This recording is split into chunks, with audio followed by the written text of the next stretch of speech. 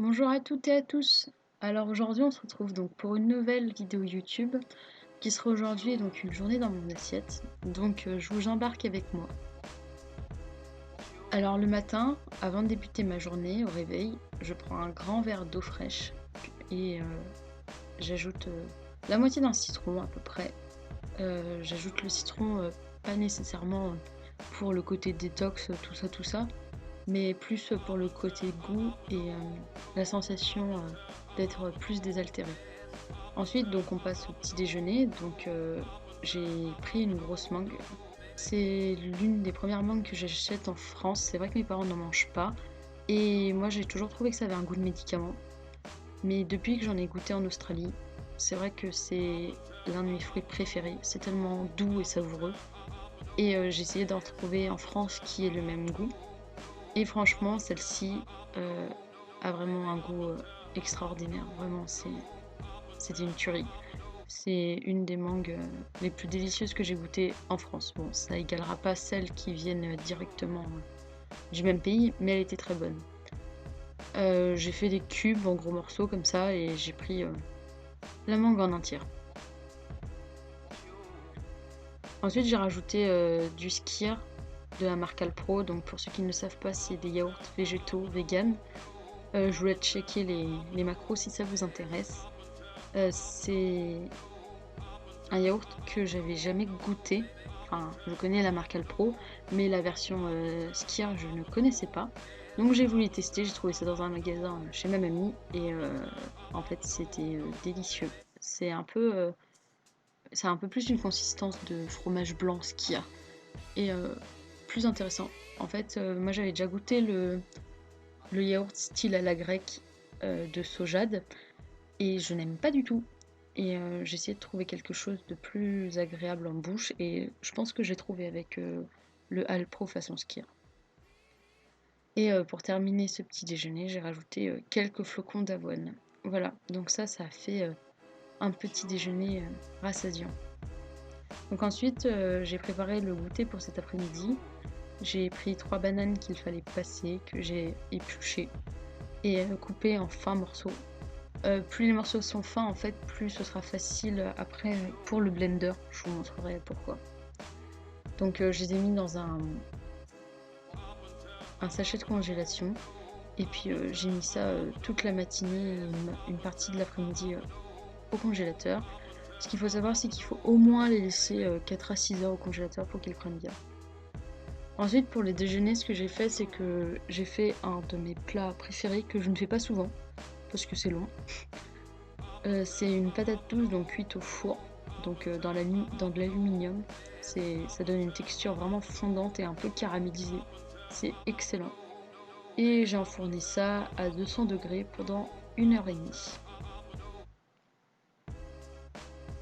Ensuite, pour accompagner la patate douce, j'ai pris donc des pois chiches lambda et j'ai pris quelques cuillères à soupe. Je voulais faire un test, je voulais essayer les pois chiches poêlés avec des épices pour voir ce que ça donnait. Donc j'ai pris quelques pois chiches et je les ai dépelliculés. Donc ça consiste à enlever la peau, il suffit d'appuyer dessus avec ses 2 doigts et on enlève la peau des pois chiches facilement. Donc c'est fastidieux mais je trouve ça important pour la digestion. J'ai rajouté de l'huile d'olive après et du curry et du curry mandra.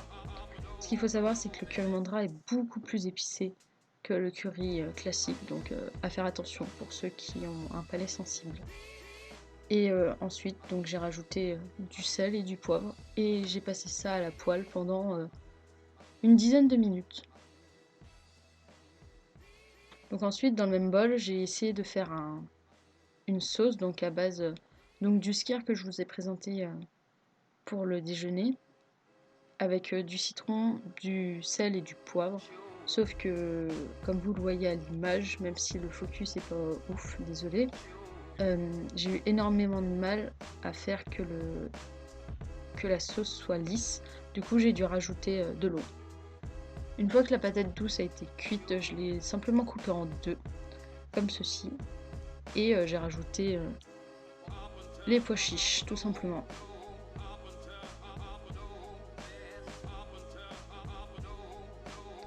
Et ensuite j'ai rajouté une belle poignée de salade parce que j'aime bien ça. La sauce que j'avais fait à base de skyr et de citron. D'ailleurs je vous conseille simplement de prendre du yaourt de soja classique, c'est plus simple. Et j'ai pris un demi-avocat. Alors il faut savoir que tout ce qui est avocat, mangue et banane, j'en mange pas tous les jours, voire même rarement en fait. Mais c'est ce qu'il y avait en ce moment dans le panier à fruits et à légumes, donc j'ai pris ce qu'il y avait. En plus c'est un avocat qui vient d'Espagne, donc ça vient pas de bien loin, et il est super bon, vraiment trop bon. Et voilà, donc ça a fait mon déjeuner pour ce midi. Et en dessert, j'ai pris une mousse au chocolat végétale de la marque Andros, qui est fait à base de lait de coco, qui est vraiment trop bon.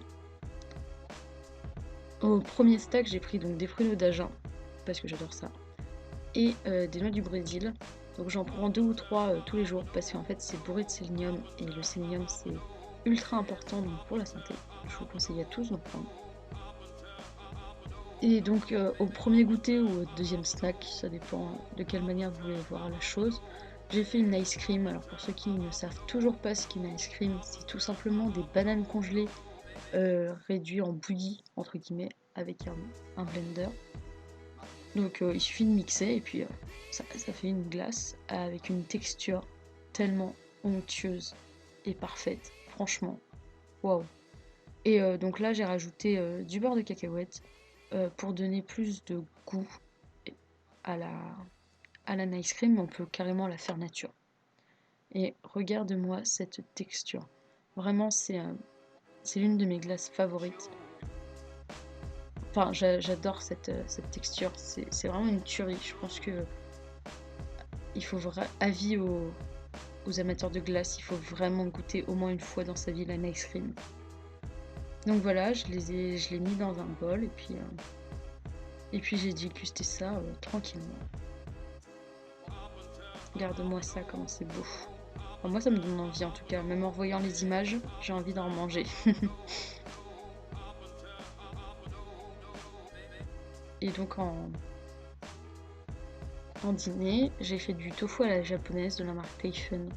Teifen c'est ma marque préférée de tofu, on la trouve en magasin bio, c'est pas très cher. Donc là c'était du tofu à la japonaise qui est l'un de mes tofu préférés avec le tofu Black Forest. Si vous avez l'occasion de goûter le Black Forest, goûtez-y. Et donc j'ai mis ça dans une voile et j'ai fait toaster. Et en attendant j'ai découpé en rondelles donc une carotte et puis l'équivalent de un tiers de courgette à peu près.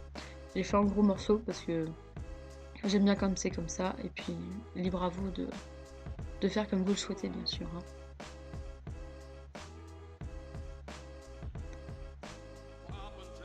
En attendant, j'avais fait cuire des nouilles de riz comme sur l'indication du paquet. Alors je sais pas si vous voyez, mais j'ai carrément abusé sur la quantité de nouilles. Et j'ai rajouté donc de la sauce soja pour aromatiser donc les nouilles qui étaient cuites simplement à l'eau. Après, le tofu à la japonaise rajoute beaucoup de goût, donc pas besoin d'en mettre des tonnes. Et à la fin, j'ai rajouté les courgettes et les carottes, tout simplement parce que je voulais qu'ils gardent leur côté croquant, presque cru, en fait, juste qu'ils s'imprègnent un petit peu des saveurs. Donc vu que j'ai vraiment abusé sur la quantité de nouilles, en fait, ça m'a fait 2 gros bols comme ça. Donc j'en ai mangé un et puis j'en ai réservé un pour un autre jour, tout simplement. Au moins, ça m'évite de cuisiner un autre repas. Et en dessert, j'ai mangé de la pastèque. Voilà, donc j'espère que cette vidéo vous aura plu. Et je vous dis à bientôt. Ciao!